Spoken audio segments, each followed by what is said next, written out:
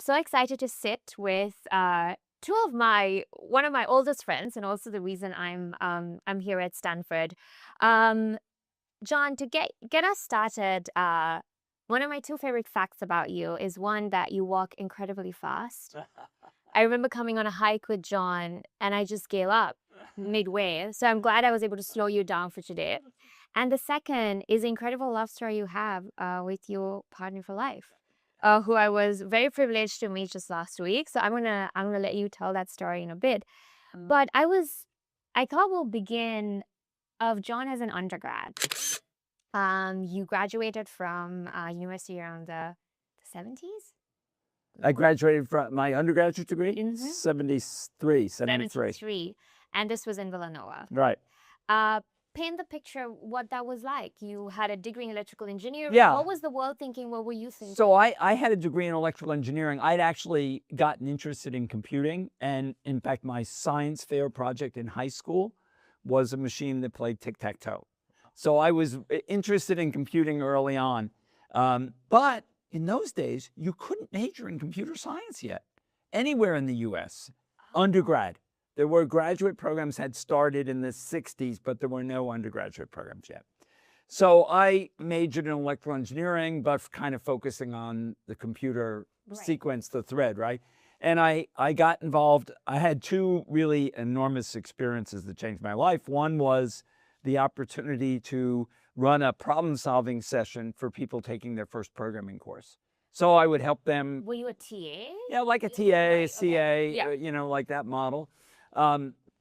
So I helped them debug their code, figure out what was wrong, get down to various things. And then later on in my undergraduate years, I had an opportunity to be involved in an undergraduate research project. Right. And after that, I concluded I'm going to get a This is it. PhD and I'm going to become an academic. It's the best job you can possibly have. Amazing. And was computer science like an up-and-coming topic, or were you like Oh, one of the no, it few was a field. I mean, nerdy people talking about it in school? no, it was a field. I mean, when I got to Stony Brook, where I did my PhD, basically the founding members of the department were all there because the department had been founded in, I arrived there in 73, 74. And the department had been founded about 4 years earlier. So Right. they were relatively new. Even Stanford's department goes back to like 64, 66, Right, that like era. around that time. Right, that era. Yeah. Field was very new. The distance to the frontier of the field was relatively short because the field was so new and changing. And lots of technology was changing at the same time, right? The microprocessor had just been introduced. It was changing how computing was done in fundamental ways. So it was a period of great change for the field. But it was also, the field was much smaller. I could go to any job talk of an incoming faculty member or any PhD thesis defense and understand what was going on. Right. So it wasn't like today. Today in computer science, there's no way. Well, no, and older fields that's been true for some time, but in computer science, that's true today. There's just no way. Yeah. You defended in computer science a couple of Yeah. 5 years back. Yeah, 5 years ago, I did my PhD in computer science. Like, yeah. So I think like, what are your thoughts on like how the field has changed, like from since then to now with AI, and like what are your thoughts on that? Like, Well, it's all AI, or we should say it's all machine learning. yeah. Right? Because the big breakthrough in AI was that it's about machine learning. It's not about try to build in smarts. There were approaches that were trying to build knowledge in and then reasoning methods. It's about machine learning, right? And that has really transformed the field. And it's transforming the way everything is done in computer science. So people who design, I'm a computer systems, I'm an experimentalist. I build hardware, build software systems that go with it. All that now is being moved to being used machine learning as the key technique for building these systems. It's an enormous change. Do you still think that computer science as a career path is viable still, like with all the AI? Like, what are your thoughts on that? Sure. I think if you look at the data, while there's some anecdotal stories that beginning programmer jobs are hard to get, the number of programmers actually in the last year in the US employed as programmers has gone up. Yeah. So it looks like people are using AI, but actually there are many jobs for people who know how to use AI as a tool in their work, right? Which certainly programmers know how to do. It may change because clearly with the rise of vibe coding, people are able to get more productivity, more work done.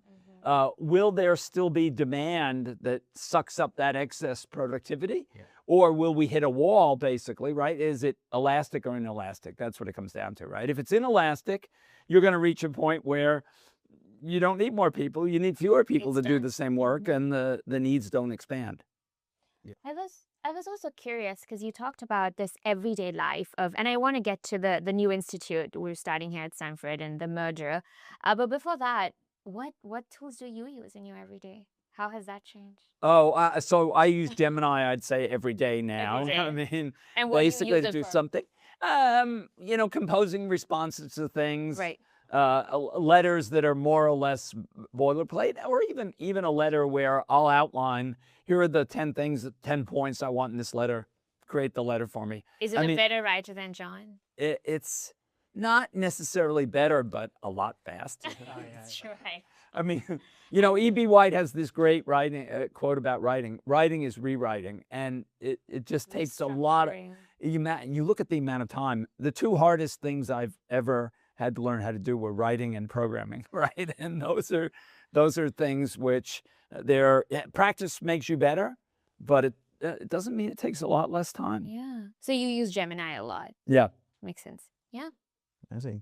So I think like one of the questions I was interested in asking is like, so about the Stanford's new institute, like, so the merger, so the Human Centered AI Institute and the Data Science Initiative, like, so what sort of like led that merger, and like, what are your sort of thoughts on that?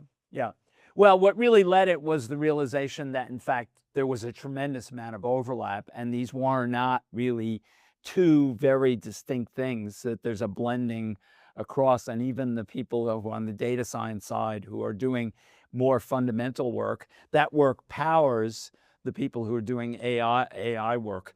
So I think we felt that these two things, they were overlapping so much. They were talking about hiring the same people, about appointing the same people, about going into the same graduate students. So it was just a diffusion of effort to split them into two. And what we had to do is figure out, how do we run an institute that's interdisciplinary, that's much bigger than any other similar kind of structure in the university, because there are faculty from every one of the 7 schools, plus the Hoover Institution, plus SLAC involved in it.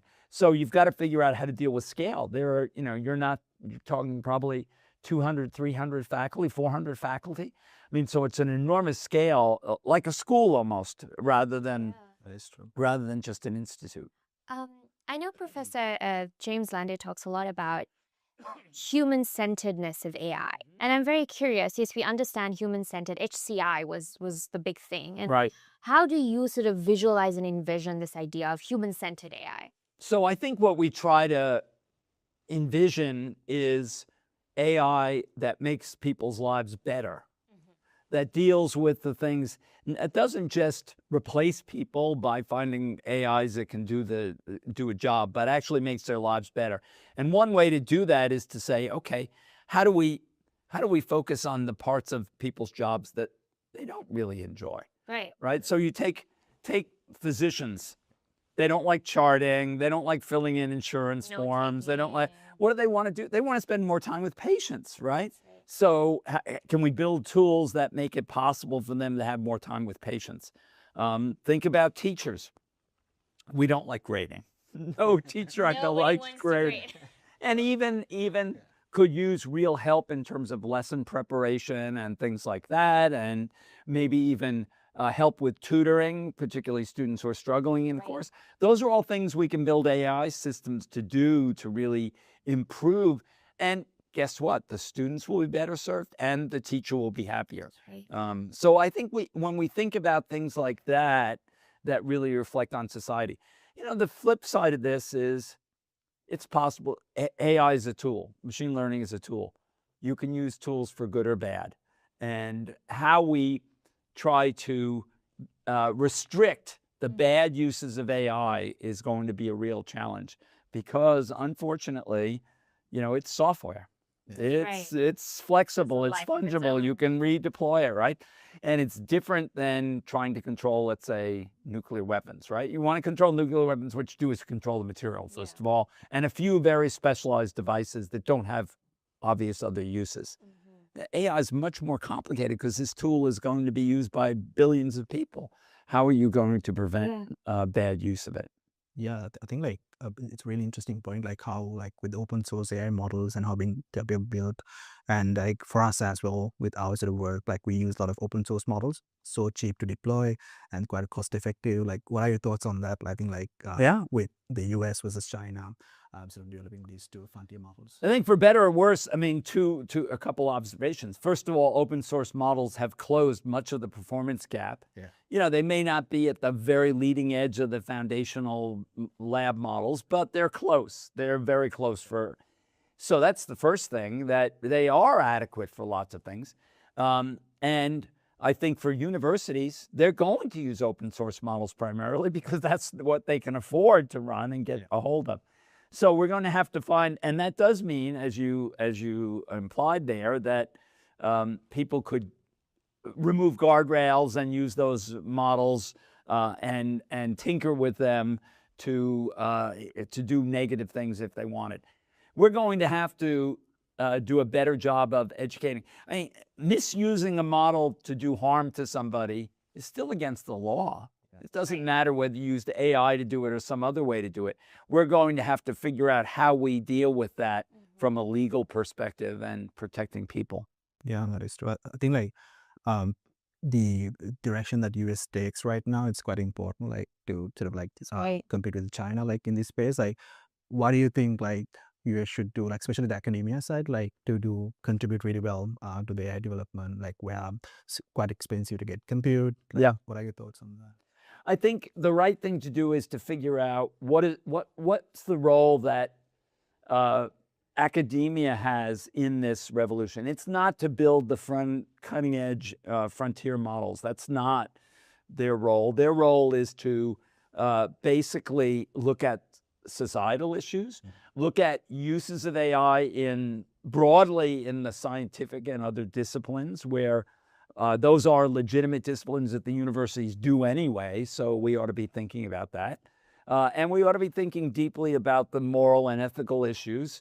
Companies think about that, but it's hard for them. They're trying to run so fast right now that a lot of these deeper issues, which require time to reflect and think about, and don't come to the surface as quickly when they're running so fast. I was curious, in terms of the breadth of companies that came out of the Valley, and also we have a lot of our alumni who are spearheading many of these companies. What do you think are sort of the one or two big questions that you wish companies building foundational models would think about, that they're really not thinking about enough? Well, the question is, I think the real question, and this is an industry-wide question, is can we come up with some guidelines that we could establish that would at least reduce the possibility that the models are used for harmful purposes? And can we get an agreement among the key leaders in the field? Because I think that'll be much better. Trying to get a legislative agreement or an agreement through is going to be so hard through Congress because, well, first of all, technology is moving way too fast. And if you think about how long it takes them to get a legal change to occur, laws, and oh my goodness. And and the other problem is they'll freeze the technology at the wrong point while it's still evolving, and that's a mistake too. So I think trying to think about how can we get the companies to collaborate to agree to some standards that at least will reduce the potential misuse of the technology. This is more of a philosophical question, but I think there's an assumption there that companies will come together, that we're all, we have an equal moral code, or ethically we're sort of on the same page of sorts. Do you think people are inherently good? Do you feel like if companies come together without a legal framework that... Yeah, I think most companies would like to do the right thing.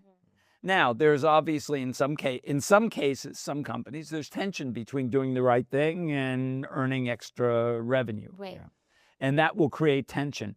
What's really needed here is to figure out how you prevent so-called bottom feeders, right? How do you prevent somebody from racing to the bottom to get the extra revenue, blowing up the constraints on it, and therefore leading to harmful outcomes? That's what you have to do. Sometimes industries can grapple with this and establish that kind of guideline. I've seen them do it. Sometimes you'll get somebody who doesn't care, and that makes it much harder to do, because the other companies then say, well, he's getting revenue. I mean, I need to take the same shortcuts, and that's what we have to avoid. That's what I think a good example of this was for children's screen time. I think children's rights was something that everybody came together and said, absolutely. Yes, we need to think about And we should have done it earlier, even. Done it earlier, right? I agree. We didn't understand the negative consequences of social media, right? And that, in fact, by putting limits, we probably could have greatly dampened the negative consequences. I agree. And I also feel like if we made good headway with that, the AI effects are going in a similar direction too, if you look at sort of effects of children. I was very curious, do you think it's still important to, write like handwriting and writing your essays by hand? There's this huge debate in the education school. Should we still be writing cursive? My guess, as somebody who failed handwriting when he was in elementary school, I have. Did you have cursive? I had cursive. Okay, yeah. So you failed cursive. Yeah. That's okay. I failed. Okay. Curious about that time. Like, I mean, was there anyone like mentor or teacher that sort of helped you sort of like guide your like career? Like, I had the most transformative, the teacher I had that really transformed my life was my ninth grade math teacher. She did two things. First of all, she at the parent-teacher conference, right? Now you're in high school, so you're there with your parents and the teacher, right? You're all sitting You're together. all sitting together, right? And she says to my parents, John has a great mind, but he has a lazy brain. And she was right. Up to that point, I had gotten by in school. Right. I would not bother doing the homework, and then I get 95 on the test, right? Were you like one of those smart kids that everybody didn't like? Yeah, most people didn't like me. Friends, but No. You're kind of nerd. All my friends later on are all nerds, right? So, no, I think, but I hadn't worked very hard. I kind of got by, and then I do fine on the exam, so it kind of didn't matter, right? And she said, I mean, that was a challenge. And she said, if you'll promise to work hard, I'll let you take geometry and algebra at the same time, and then you'll be able to take calculus in your senior year. I love that. So she did. That's how she bribed you. And that's how she bribed me. And I took them both. I did great in both courses. And, it was really, she challenged me to really push myself and master the material. And that changed my life, I think. I think with the teachers, it's sort of this idea that you see a potential that you don't see for yourself. Like she saw this vision for you that... Yes, and you encourage them to, okay. Yeah, this step is what... it up. And your mom was a teacher. My mom was a teacher. And she taught... Did you go to the same school she taught at? No. Okay. She, because we had 6 kids in our family. Right, so she stepped down from teaching after she started making babies instead. So... And how was growing up with like 6 siblings? It's a very different experience. You learn, it's a community operation to run a household with 6 kids right in it. And you learn how to share, having chores and obligations and things like that. But it's a great way to grow up. I don't know that I'd want to be the parent of 6 kids. Right. But... You would do...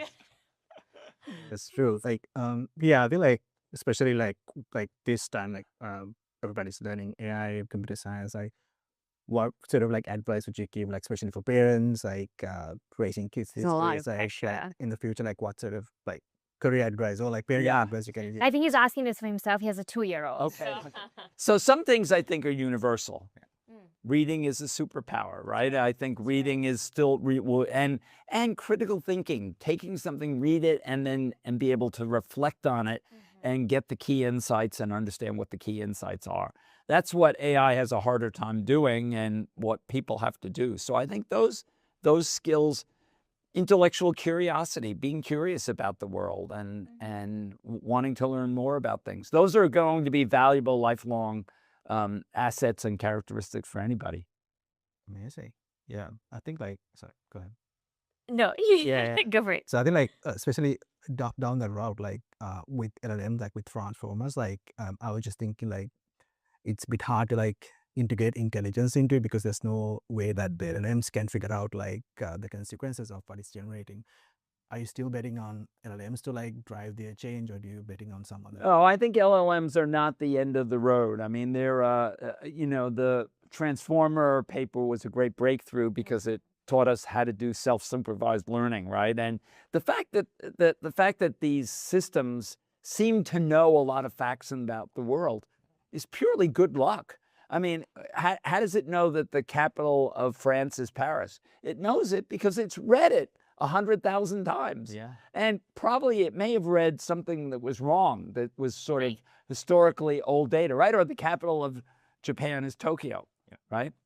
And it wasn't always Tokyo, it was Kyoto for many years, right? But it realizes that it gets the difference because it reads it enough times in the right way. But I think we're going to need the so-called push on world models really reflects the fact that if you want to reason about the world, you need to understand the world as a four-dimensional environment.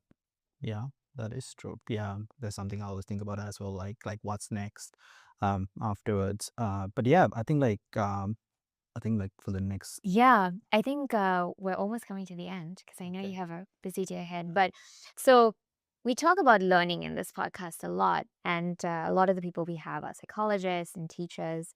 And something we ask at the end is, how do we learn to love? Because I think with AI and all of that, I think the center is human relationships, and we're trying to flourish and make human relationships better. And we had a very emotional farewell for you last weekend. I was in tears, and you thanked somebody very special. I want to know, what have you learned about love, not from yourself, but from Andrea? Oh, what did I learn? So I come from a family of 6. She Yes. comes from a family of 9 kids. Oh, wow. And you, at the level of cooperation needed when you That's get to a 9 different is level of- large, right? But she had a very strong family ethic and bonding, and she still spends time talking to most of her sisters. 6 girls, 7 girls and 2 boys. So it was a lot of girls in the family. That's like Little Women into like 5. Yeah, yeah. But I think we learned a lot of the things. I mean, we started dating. As I said the other night, our first date was my senior prom. Yeah. Was my senior prom, and we both worked in the grocery store together, right? I stocked shelves. She was a cashier, right? And that's where we met each other. And I think our observation is, over time, if you can find ways to grow together, which we did. We had never traveled very much. Neither of us have been outside the United States. I'd been on, at the time of our first date, I'd never been on an airplane. Wow. So it was a different era. 16? Our first date, I was 17 going on 18. Okay. So those were all experiences that we had together and become part of our connection, right? And we found things we enjoyed together. She comes from a family of artists, so she taught me a lot about art and the role that art can play in life. And we have a lot of art at the yeah, White we House do now, have a lot of so art. We Yeah, we have Andrea to thank for that. yeah. So that was a great experience, and I think she taught me a lot about how to and we find ways to work together, right? You find ways to make things work, and you have all these experiences you shared over so many years. And it's been 50 years? 52. 52. Yeah. Oh, wow. We've been married, so. And I think my last question before we wrap up, do you have anything else? But yeah. I mean, I have so many questions. You have like, so many questions. Like, yeah. I think he's read, you read John's textbooks when you were Right, in- exactly. Yeah, we're starting. I think my last question is, we talk about learning as something that's truly lifelong. We never stop. What is something new that you're planning to learn? Oh, what is something new I'm planning to learn? Well, I'm constantly trying to understand how this whole AI revolution is evolving and changing. And I think we're going to see lots of new models. Yeah. And every time there's a new model out, I mean, there's a lot to learn about that model and how it's going to evolve over time. So I find that really, and to watch the societal effects of this That's right. whole AI revolution is really phenomenal to see. I love that. John, thank you so much for slowing down for us and for making time. It's been wonderful to chat with you. Thank you. My pleasure. Oh, easy.